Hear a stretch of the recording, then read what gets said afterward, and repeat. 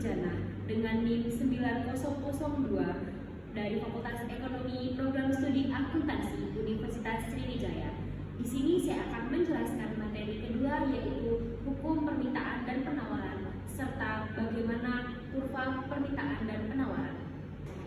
Baiklah, hukum permintaan sendiri berbunyi, jika harga barang naik, maka permintaan akan turun. Jika suatu barang naik,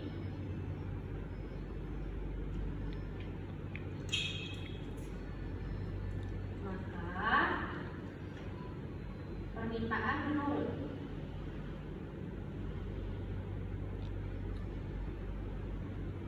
Nah, sebaliknya, jika harga menurun, maka permintaan akan menaik. Yang kedua ada hukum penawaran. Jika tadi hukum permintaan bunyinya suatu harga naik, maka permintaan menurun. Sebaliknya, jika hukum penawaran itu, jika harga suatu barang naik, jika harga suatu barang sendiri itu naik, maka semakin tinggi pula tingkat penawarannya.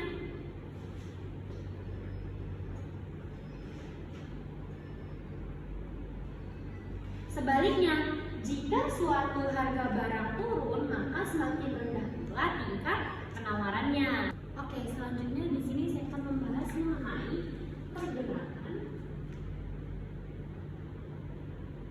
kurva permintaan dan penawaran.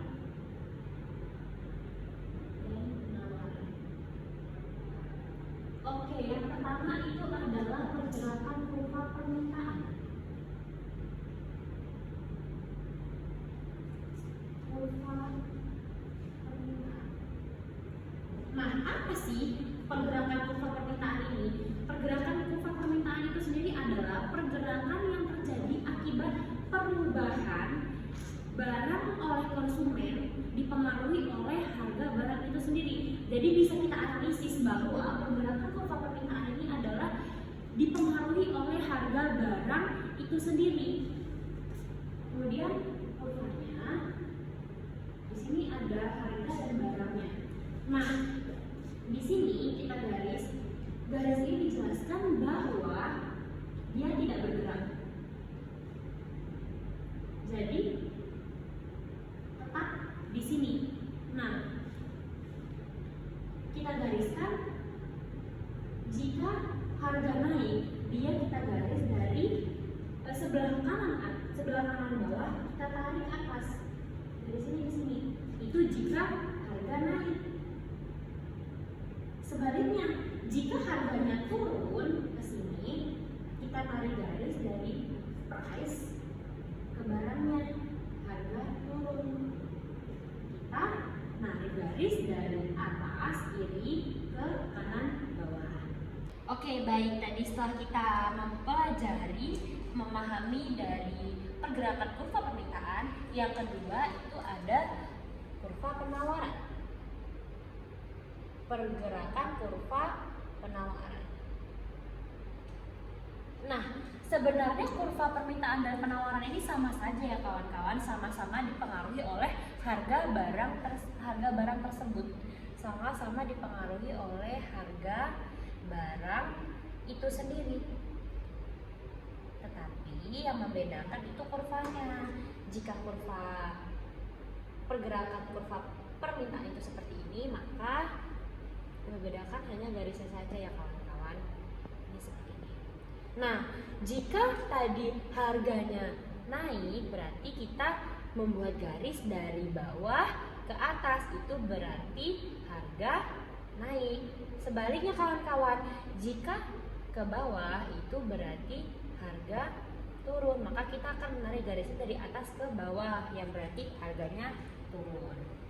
Baik, kita akan masuki materi yang kedua, yaitu menggeser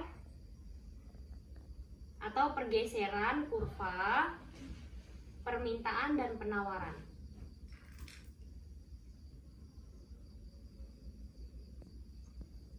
Nah, yang pertama kita akan membahas mengenai kurva permintaan, menggeser kurva permintaan. Nah, menggeser kurva permintaan itu sendiri terjadi karena jumlah penduduk yang diminta konsumen akibat dari berbagai faktor. Nah, jadi menggeser kurva permintaan ini terjadi karena jumlah penduduk yang diminta konsumen akibat dari berbagai faktor, kecuali dari faktor harga tersebut. Jika tadi materi yang sebelumnya itu pergerakan kurva permintaan dia terjadi karena harganya, kalau menggeser kurva permintaan dia dikecualikan oleh faktor harga. Seperti yang termasuk ke dalam faktor ini adalah pendapatan, kemudian jumlah penduduknya.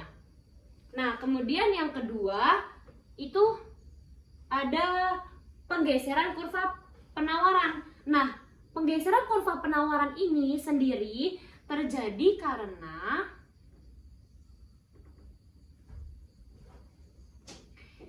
berubahnya jumlah produk yang ditawarkan oleh produsen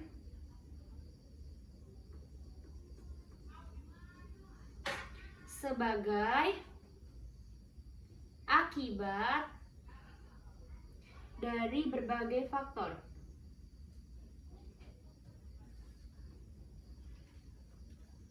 Nah, jika tadi kurva permintaan itu terjadi karena jumlah penduduk yang diminta oleh konsumen, nah kalau di kurva penawaran sendiri itu terjadi karena berubahnya jumlah produknya yang ditawarkan oleh produsen sebagai akibat dari berbagai faktor, sama kecuali dari harga tadi. Nah, di sini yang masuk ke dalam faktor-faktornya berubahnya kurva penawaran itu sendiri seperti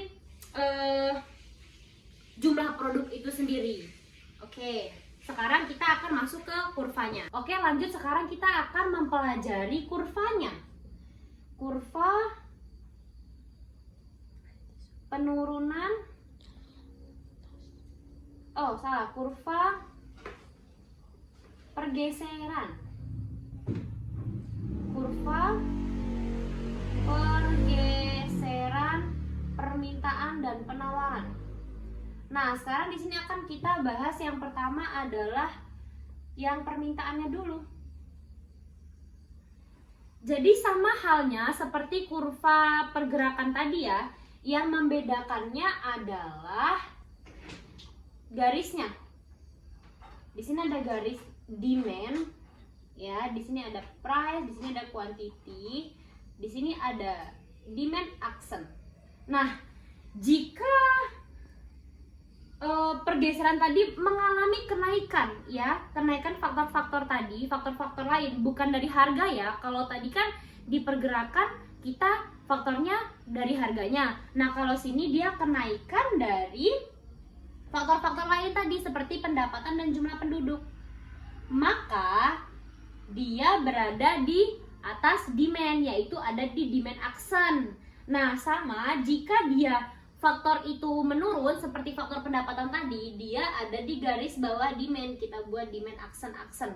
Jadi di sini dia turun.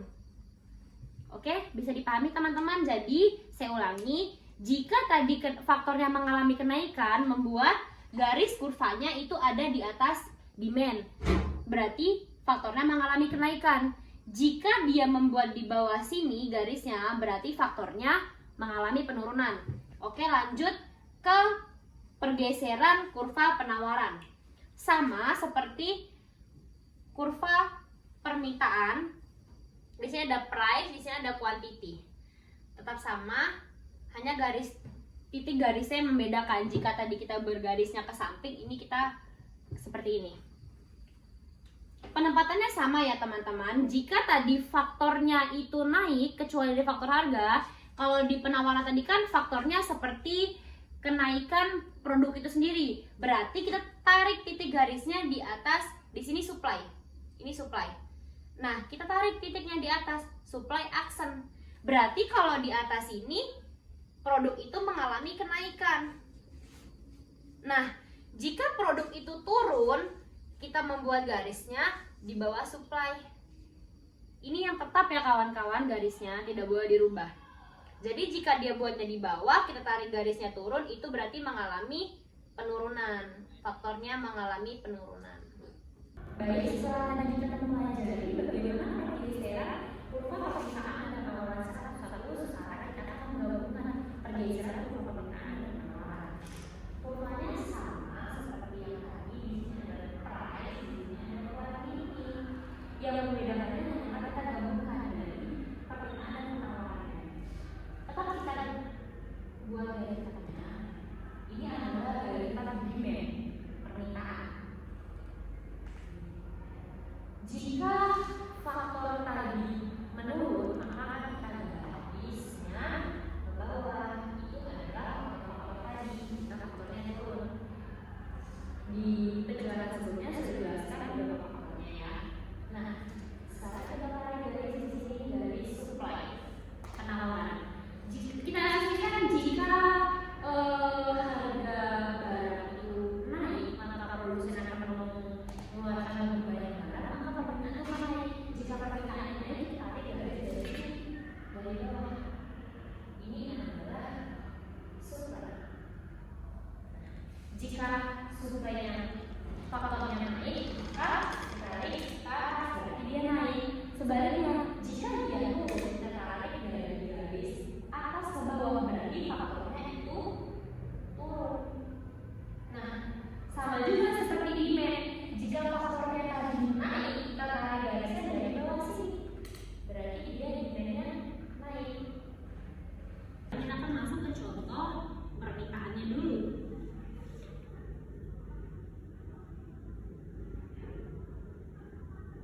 Nah, kita buat di sini price, di sini quantity.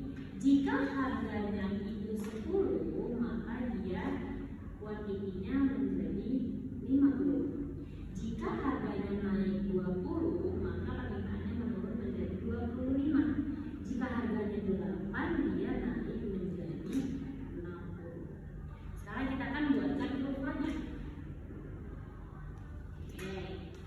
Di sini price, di sini quantity. Yang naik itu dari 8. Jika harganya 8, maka permintaannya menjadi 60. Dan gambarkan titiknya di sini 860. Berarti naik ya. Jika harganya 10, permintaannya menjadi 50. Jadi dia turun. Nah, jika harganya menjadi 20, permintaannya semakin menurun menjadi 25. Sekarang kita gambarkan garisnya. Nah, bisa kita simpulkan bahwa permintaan ini tadi difaktori oleh harga barang itu sendiri. Jika harganya naik, produsen mengeluarkan banyak penawar, maka penawarannya pun akan lebih tinggi jika dia mengeluarkan banyak produk. Oke, sekarang kita akan masuk ke yang penawarannya.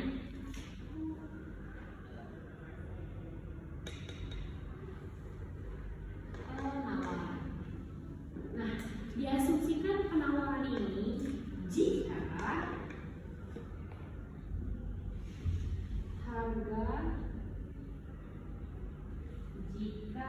harga sepatu adalah sebesar 200.000 rupiah, maka produsen mengeluarkan sebanyak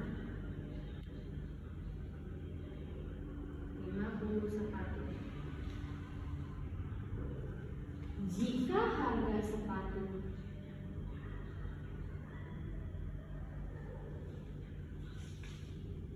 adalah RP 100.000, maka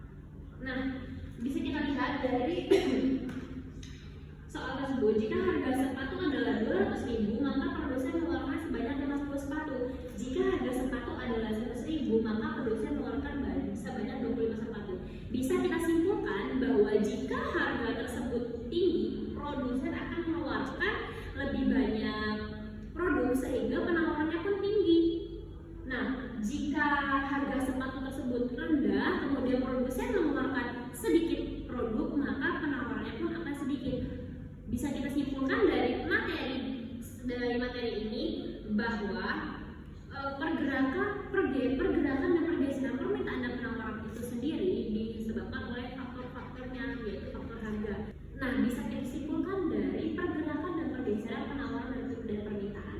Jika dipergerakan sama, permintaan dan penawaran itu difaktorkan oleh harga barang atau harga produk itu sendiri. Jika di pergeseran, permintaan itu tuh difaktorkan kecuali dari harga barang seperti pendapatan dan jumlah penduduk. Jika di pergeseran penawaran itu difaktorkan terkecuali harga juga, tetapi faktornya adalah teknologi dan lain-lain. Oke, mungkin segitu materi yang dapat disampaikan. Semoga dapat membantu teman-teman semua. Saya akhiri. Wabillahi taufiq wal hidayah. Wassalamualaikum warahmatullahi wabarakatuh.